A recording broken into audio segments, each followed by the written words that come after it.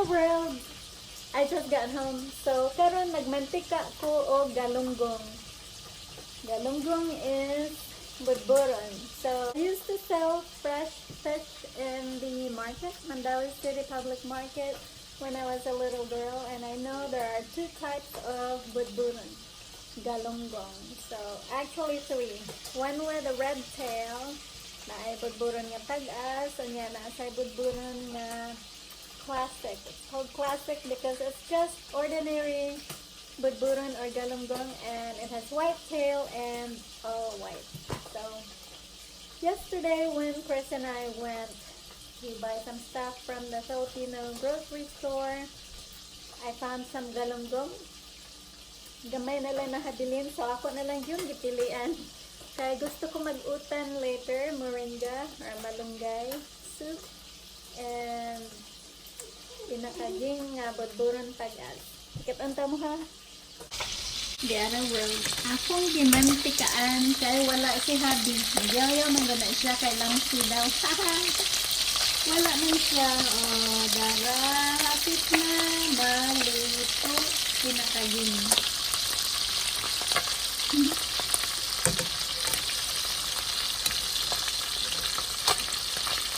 Maana world, and napayduha po na siyang gihugasan. Naapod ko'y post-it. Puan siya world ka ng tarurot bitaw. Gamay ra mga, I think I got 8 kabuok. Kaya ako na yung usa mo kan ani. Chris doesn't eat anything that has to do with sea. He doesn't eat shrimp. I think he eats lobster though. He eats salmon when I cook it and also halibut. But other than that, I get to eat all of them. So I have that one. I'm making the fish. I still have food from yesterday. But as far as yesterday, I only cooked food for Chris because he wanted to have some meatloaf and biko. I didn't even eat yesterday. I was so tired and I took a shower right after. Went on Facebook for a little bit and just basically went to sleep. So when I woke up, I made him coffee and cleaned the kitchen from last night. I do have a lot of fruits and vegetables. And girl over here is driving me crazy. She's in and out, in and out, in and out. I'm actually feeding the squirrel peanuts up there. She wants to chase the squirrel. So I'm outside right now. I'm going back now because come on girl, because I don't want girl to chase the squirrel. Girl, let's go. Come on. Hi, Leash. Come on. Treats. Treats. Come on. Come on. Treats. Treats, girl. Come on. Treats. Oh. Sag mong daha. Sag mong daha. Busted. Wala di ay treats. Tiwasa kong luto, world. Ang ato di ay budburon nga tagas pinirito. Duha na lang ang kuwang perfect. Kaayo siya, world. Tanawa. Kaging kaayo. Magkinamot gud ko ani ron ba? Awa sis, akong wat nako putli og ulo sis Biol. Maanad nako Biol. Sis Biol, tanawan ay ulo. Kalami world. Suko anang ko world. Ay, gigukod ni Venus ang squirrel sa gawas. Dali-dali sa tangkog paong sa stove. Dagan ko sa gawas. Agoy, nag-abot dyan nga to. 2 blocks away, uphill. Kapuya lagi. Kapoy kong dagan uphill. Nag-boots pa yun ko. Nagutan ako sa akong doggy. Noon sa mantanin siya. Hi, Mrs. Queen. Maligit. What is it? Maligit ito. Ay. Nah, gusto na sad mo gawas unsaon ang squirrel nga. Muduon man jud sa puntahan. Lele, pwede. You can't. Come here. Come here. You've been a bad girl. Ikapoy si mama. Ay, ay, ay.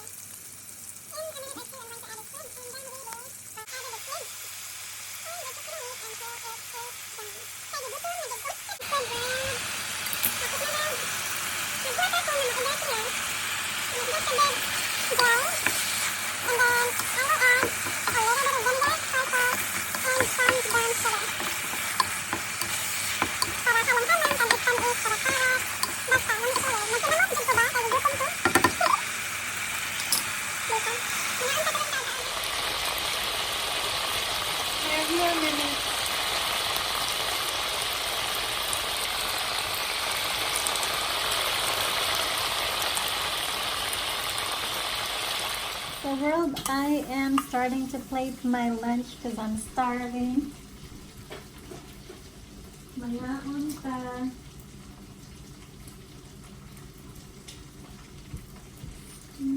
Rice.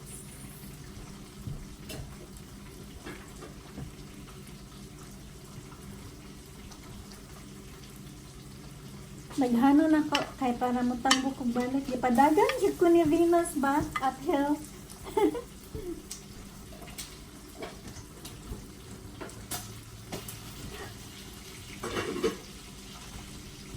Naantay. Eggplant and upo, I still have some. So ako ni siyang pa tupad sa rice. Wow!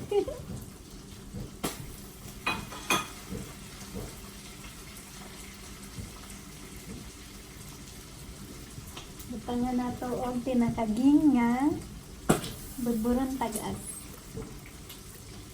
Dakuan ako kaon to the world. Tanawa. Naghuwat na lang ko sa nukos.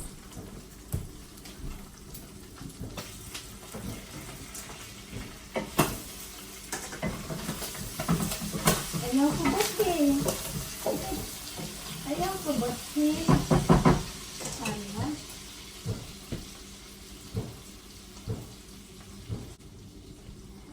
Sasawan.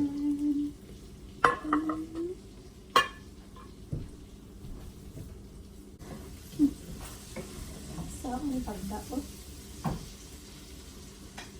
Saan na lang pagdaot? Merechi.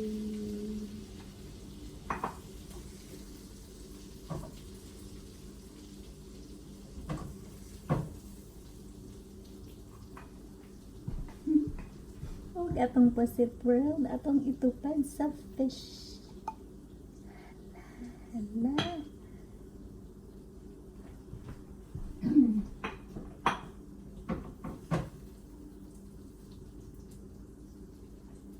Ayaw katagak.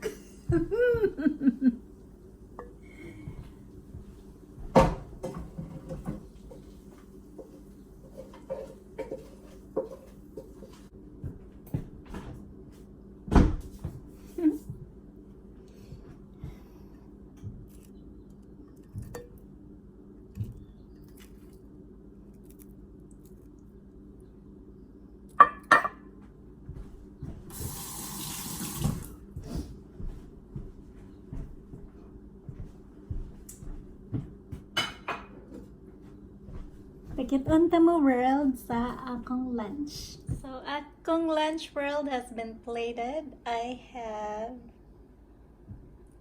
a piece of mango, opo and eggplant saute,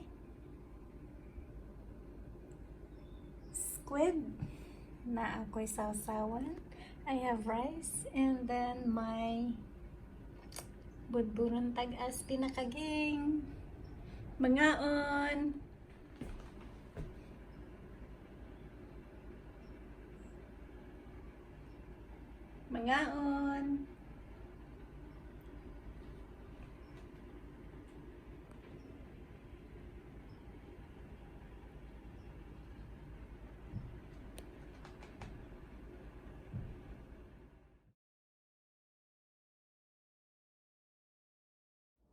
Mga on the world, kay gutom. It's Monday, I'm not working, and I cooked again. First things first is water. Water, you need to drink some water. The best way to eat and that it's not too harsh on your digestive system is to completely eat first. And after eating, you would want to wait about 15 minutes before you drink your beverage or your water. I always recommend plain water, not cold, just water. If you can take it, drink hot water, especially if, of course, you're eating a lot of fried food because the fat accumulates. If you drink something cold after eating a lot of fried food and anything fatty, cold actually freezes the oil, so it stays in your tummy right here. If you drink hot water, hot tea, anything warm after a meal, or drink a lot of soup, it washes down all of the fat and it goes all the way out of your system. And that is why in most cultures they actually drink a lot of hot water and tea or a lot of soup along with their meal. Soup is always there, and I know growing up that's what we did as a family. There was always soup in every meal. Mga unreal, kay gigutom ko. Magkinamot ko ha, pikit anta mo. Ang tawa diha, katawa diha sis Bill. Doon ako isasawan, so I had a dato puti vinegar and a little bit of soy sauce. Butangan ako og sili. Unya. Ako ra asa. Gipanoy-an gyud na ako si Venus kay nidagan sa gawas. Nga ansa ta. Nay nitago. Asa na ka to? Kiat kaayo. Perfect kaayo ang pag-fry nako sa galunggong. It usually means kanang dili madugmo kuan siya, kanang fresh. So I'm glad. Mga unreal. Salamat Lord sa food. Bisag pinubre basta naa. Okay ra.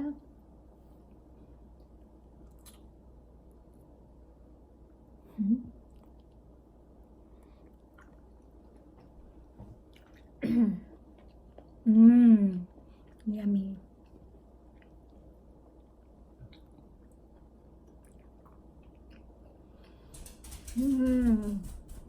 Spicy. No, you can't have squid. You'll start itching. I'll heat you up some meatloaf, okay?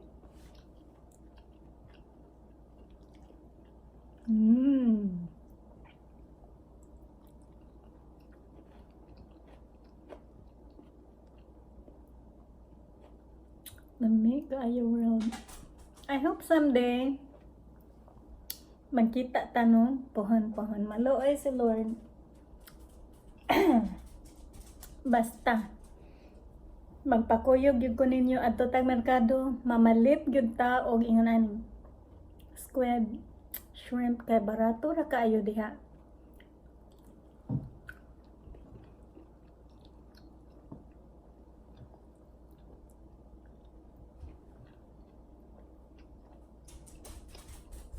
When I was younger, naninda ko og lamas isda.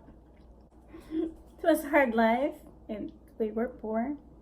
It got us through. Lami kay migsudan every day. Kaya dunay fish, dunay squid, dunay shrimp. And it was nice. But I learned business at a really young age. I learned humility at a very young age. And I learned hard work at a very young age. It's not easy kanang mga tindira. It's not easy because growing up, you know, your classmates or your friends would look at you like, oh, what are you doing at the market? Something like that. But I was never ashamed. I was always proud of it because, well, first, I know how everything works. I know where to buy it. I know how to sell it. I know how much money we make. And I know that if I learn those skills, I would never go hungry. I learned to save at a very young age. By the time I graduated high school, or by the time I started high school, I had my first bank account. I was really young. It was a China bank. And gutumon ko when I was in high school, I would ask friends, oh, do you want to go to Brutus? And, that's very nice when you're a teenager and everyone's like, where did you get the money? Well, I saved when I was really young. So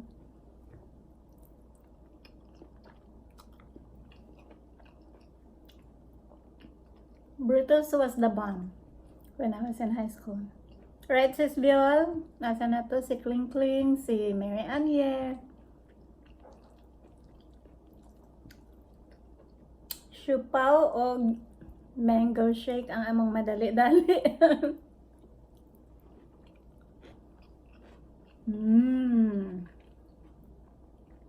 Istorya-istoryahan ta lang ni. Karong taon-taon, sinaw na ni Beta World. Sa pagkatinuod, Chris is about 200 pounds. I'm about 105 pounds.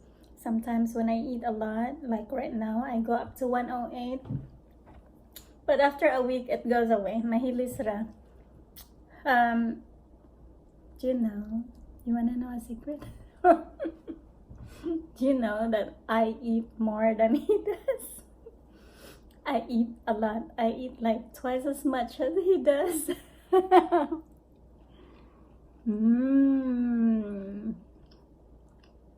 Mauna akong bana, no? Sa puton ganit ko. We, ay magkatawa diha, girl. Sa puton yun ta.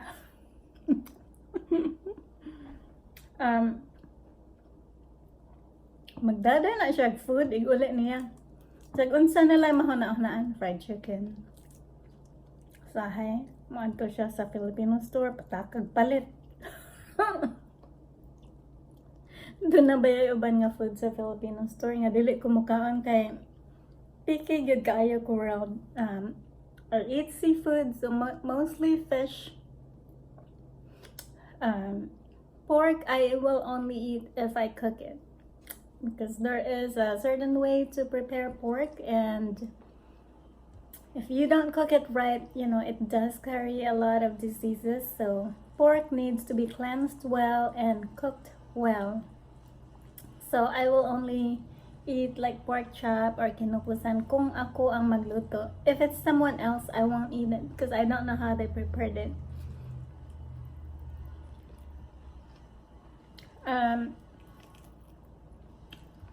I don't eat beef, so when I make meatloaf or beef stroganoff, anything with beef, it's all for my husband because he requests it and he likes it.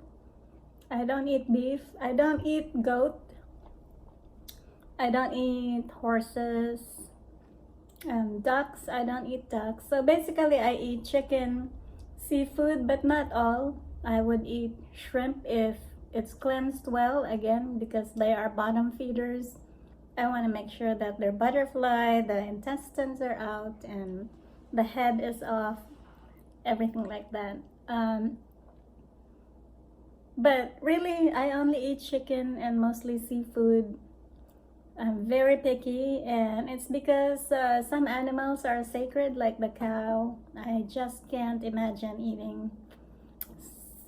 I mean, growing up, we didn't. I think my mom was, I'm not sure what her religion is, but she never ate it. She may be a Jehovah's Witness, I'm not sure. I mean, we were growing up as Catholic, full-on Catholic. But my parents never ate a lot of beef, or I think it was only my dad who ate beef, and eventually when we got older he stopped eating it, and it was mostly vegetable. Again, it's because a lot of animals are sacred, especially the domestic ones. Also, it's stated in the Bible, so I have followed it all my life. I eat chicken, I don't eat duck, no goats, no horses, no internal organs like intestines, liver, I don't eat those. Blood, I don't eat blood, so sometimes pataka siya pamalit kay wala siya kaila. Mutando na sa ko, thank you. Ilabay rasad na ako kay I can't eat it. Kali ano? Arte no? Di baya ko arte. Mas preferred yun na ko kay kuan gyud world ka ng fruits and vegetables. I don't have to have fish or squid or chicken, you know, as long as there is vegetable. It's my favorite. So I can live with just vegetable. It's so good. I don't know why, but vegetables just makes me alive.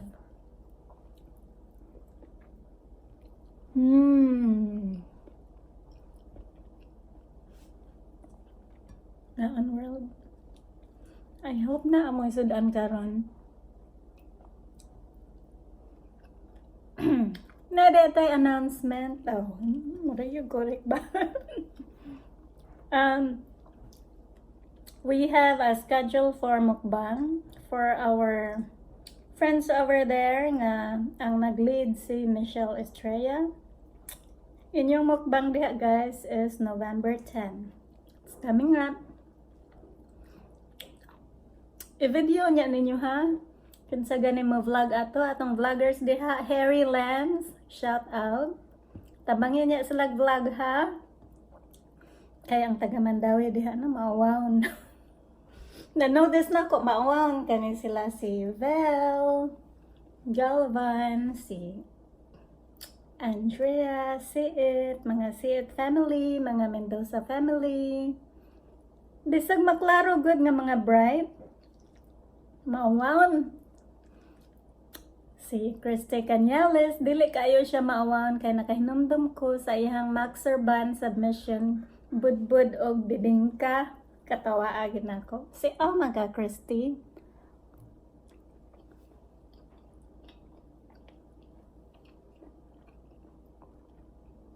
Anyhow, inyong mukbang is November 10.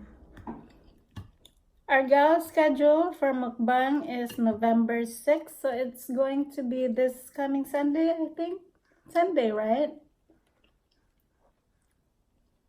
Kinsa dili maawawon diha.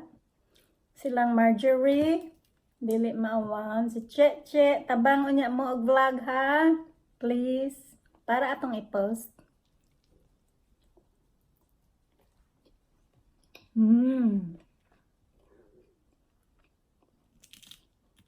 Thumbs up.